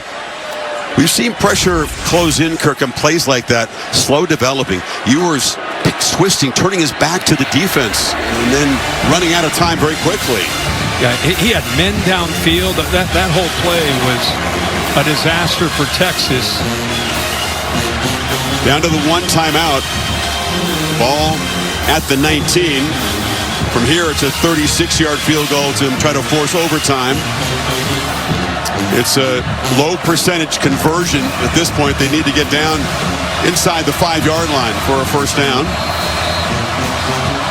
This matchup, second down play. Matchup way at the top. Golden has had a huge game. Ewers goes to the left, rising up and trying to make a diving catch as Wingo. They went back to that side against Everett, and it's going to be 3rd and 15. he went back into that same matchup where he thinks Wingo's going to be a superstar. He's just a young man. See the safety over there, Jackson. It's a tough matchup going up against Dylan Everett, who's an outstanding corner. But twice they've checked him. One time for the interference, and that one an incompletion. So Texas a chance here with just this play to try to win it in regulation. Come up short. Going to kick a field goal to force overtime. Screen, and as Wingo dropped it, never really got going. Didn't have anywhere to run that time. Michael Williams was right there. It's incomplete. Georgia fans are all excited as Walker takes off down the field. Now listen, Auburn is a great kicker. He's missed from 42 and 51 tonight. Wingo never has possession, really had nowhere to go. Nope. With Michael Williams out there. We talked about the chess match. Smart's defense and Glenn Schumann all over what Sarkisian called that time. Auburn comes out. He's got a good pedigree under these pressure kicks. When it comes to game-tying, game-winning field goals in the last 2 minutes or in overtime, I'm just reporting the facts. He is 4 for 4. Right. Georgia Ison here. Kirby called timeout. Yeah, he already did. Yep. Made his first 2, missed his last 2. Both of his misses came after miscues that pushed him back. Remember, it was a 5-yard penalty. Pushed you back to a 42-yarder, and that's how close it was the first miss. Then they took a sack and pushed it, made this a really long one, and it also hooked to the left. Yeah, both misses to the left. Sark trying to just, okay, man, just have fun with this. It's what you want.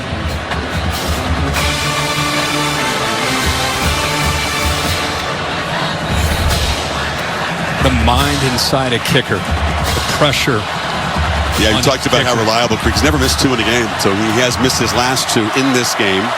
And shake that off and to force overtime for the first time ever in an SEC championship game. Never had one.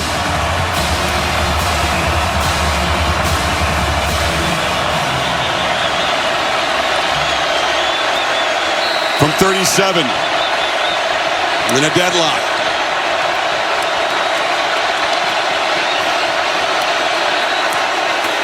No problem. Auburn looks like a guy who believes in himself and pressure kicks. That was really impressive.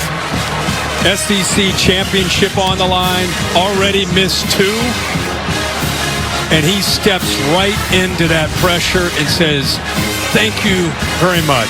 Perfect snap, perfect hold. Could not have been a cleaner operation there by that unit. Fantastic. So Texas off the interception, given a lifeline. Took 11 plays to go 47 yards. 2 minutes and 12 seconds. The interference penalty, I should say, was instrumental in it. Now, unless something crazy happens in the last 18 seconds, we go to overtime, my partner. Yeah, Georgia's saying, all right. We didn't have enough last week with 8 overtimes against Tech. Why not go a few more tonight for the SEC championship without our starting quarterback? What a game. What an amazing game. Whoever said, yeah, these conference championship games, they're not going to matter that much anymore. You got to come to Atlanta and feel this energy. There's still power and collective pride in college football. Yes. There's a lot of different things, but that hasn't changed.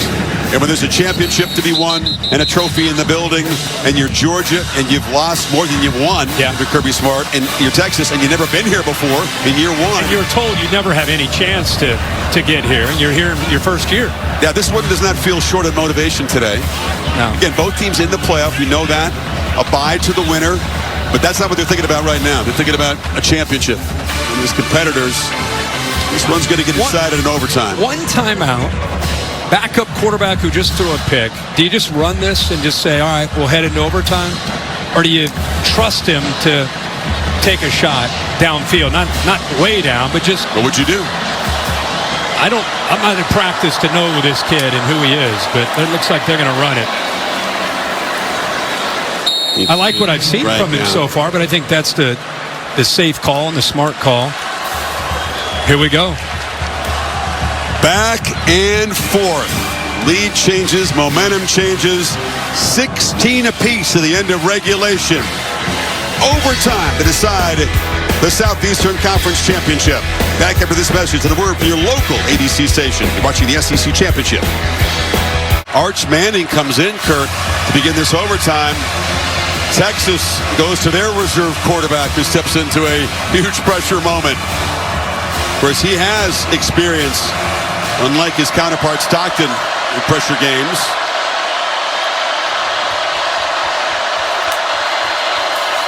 Keeper, Manning, shows the strength. He's not just a fast guy. He's got power.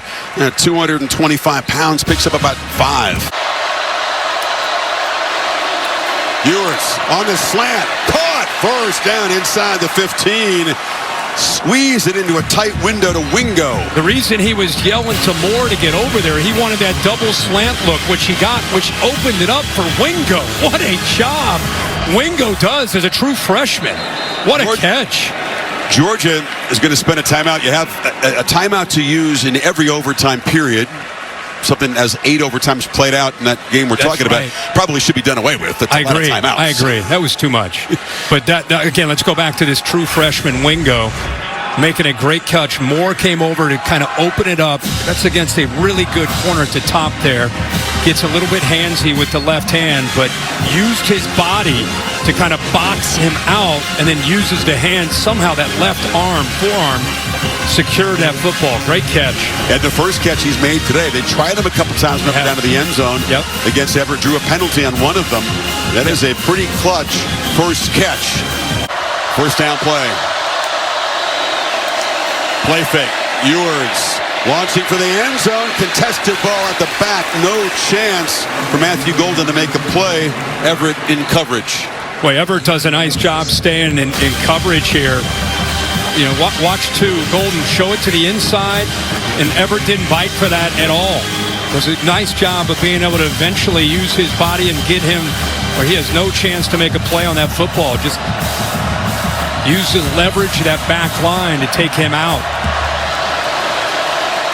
It's a confident quarterback to make risky throws in this situation in overtime. Ewers this time lofts it to the other part of the end zone and over the head of DeAndre Moore, and it's going to be 3rd and 10 now. They'll try to go to a slot fade. Moore's had a big night. The timing off. He's got room to work out there. See the football thrown to his outside shoulder?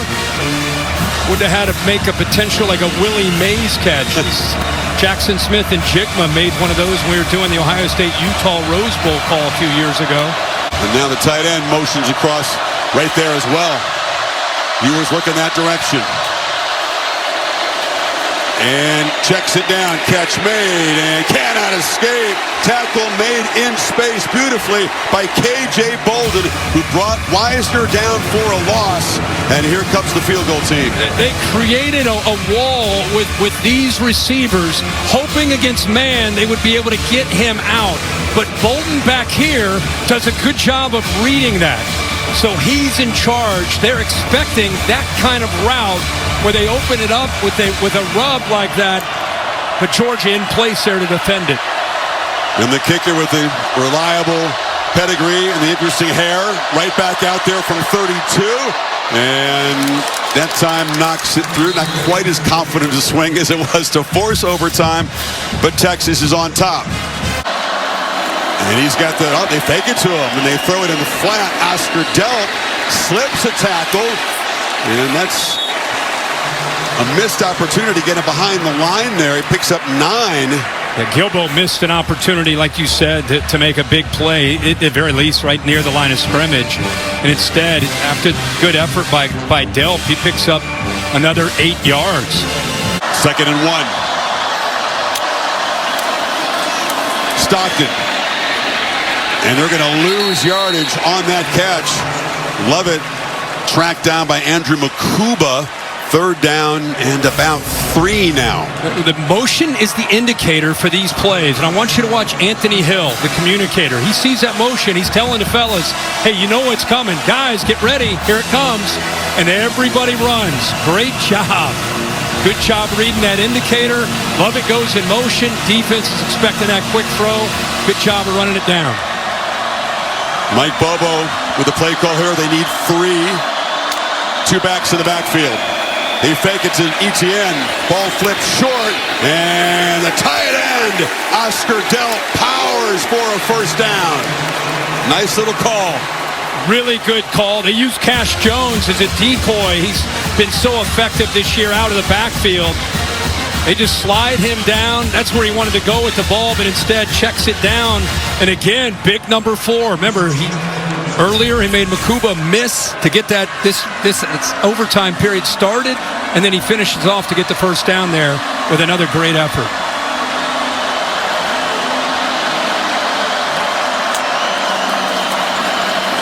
First down run to Etienne. Etienne, tried to shake free of the tackle of Makuba, who grabbed him by the ankle and held on. Boy, good job again. The way he's able to use his lateral quickness, his vision, just waits for it, and then accelerates. Heck of an effort by Makuba just to bring him down. Dogs 12 yards away from the win. Stockton running all the way up the middle. Gunnar Stockton knocked in the head by Makuba. Helmet goes flying. Thankfully, he's up on his feet. Flag goes flying as well. Wow. And man, it's a big hit. Yeah, a big hit. 4 comes in, lowers that shoulder. You do not often see a helmet like eject off the top of the head like that. Not at all. Discussing, of course, whether it's targeting. You want to talk about a team, again, rallying around a quarterback that's personal foul, willing targeting, to do that. defense number 4. The previous plays under further review. It's not targeting. It's After a side further of the review, helmet. there is no foul for targeting. The ball carrier did make the line to gain. It'll be first and goal at the 4-yard line. Number 14 for Georgia will have to sit for 1 play because his helmet came off. And look who's got the helmet on. Carson Beck coming back in the game. Why not add to the drama, right? What else can happen? He's going to see if he can take a snap. Remember that right elbow was wrapped up in ice? Yeah. There's most of the half. You would expect you'd expect him to. He's coming out. He can't move his arm. That right arm just hanging from the side. It's like a movie script unfolding here. Yeah. Georgia 4 yards from an SEC championship. First down.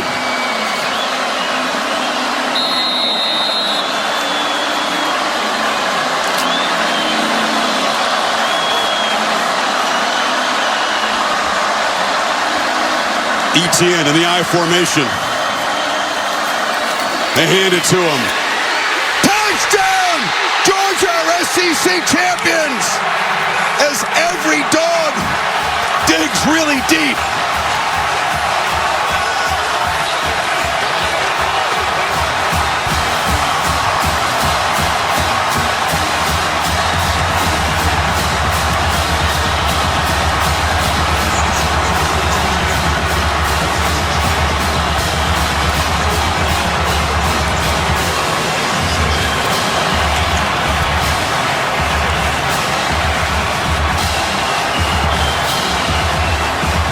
Winning touchdown scored by a guy that hadn't played the last 3 games, was questionable coming into this game.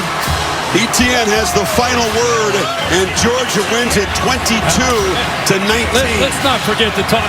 Etienne gets the touchdown, but that offensive line and that overtime period really showed a lot of guts and a lot of determination. Coming off an 8 overtime game, stepped up. Not sure what Beck's going to be able to do. Hands it off. What a story, man. Well, cheer from Kirby Smart with Holly. Well, Coach Smart is talking to his quarterback. Coach, what did you say to him in the locker room when you knew he was going to have to come in here and take over this game? I didn't say one word. Coach Bobo did, and all the coaches did, and he believes. This kid's a winner, man. This kid's special. He's a winner. This is an unbelievable situation, but you've been preparing for this. How were you able to settle down and win this game? I think it just goes back to just the love I have for everybody in the locker room, just all the seniors, and just wanting them to go out on the right way. You're a kid from Georgia. What does this mean for you? First SEC championship for you. This is pretty awesome. It's just special to the guys I get to do it with. Thank you so much. He's a dog. Raven County, baby. Let's go to Laura Rutledge with Trevor. Trevor, he's in. All right, thank you, Holly. Hey, Trevor, you wanted to get over here to be with your guys, to congratulate Gunnar Stockton. What can you say about the way that he led this team when Carson Beck went out? Man, just proud of him, man. He works so hard. Day in and day out, never complains. Come in, work day to day. And it just goes to show how much work. It just goes to show how much work he put in. Proud of him, man. Hey, you were able to make such a difference tonight. We weren't even sure you'd be able to play with your rib injury. How would you describe what this was like for you? I mean, I wanted it bad, man. I never been part of something like this. I mean, this is why you come to Georgia. How are you feeling? How are those ribs? Man, great. I've never felt better.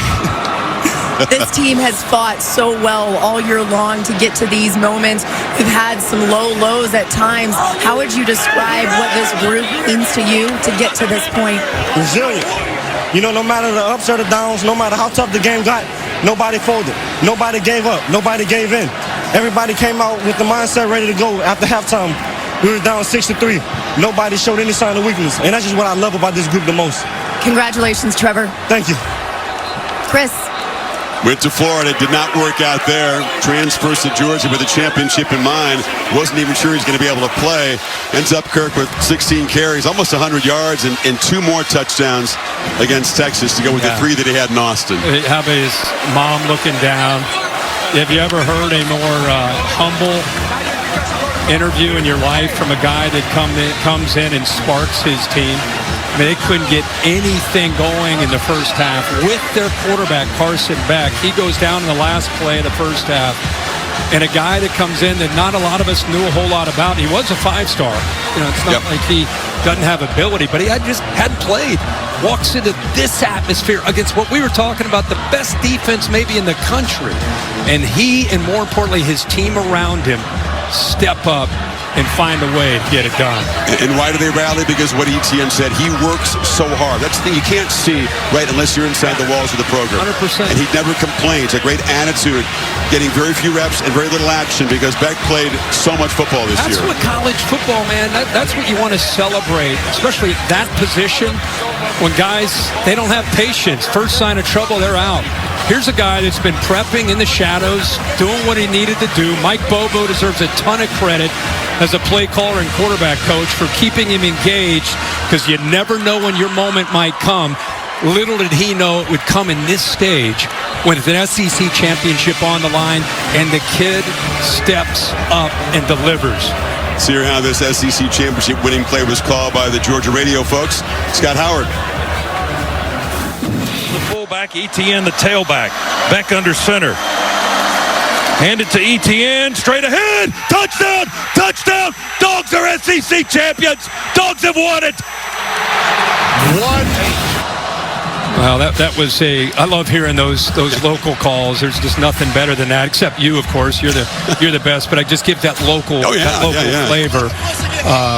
What a moment here. Etienne, he leaves Florida, decides to come to Georgia, and has provided such a spark for this team.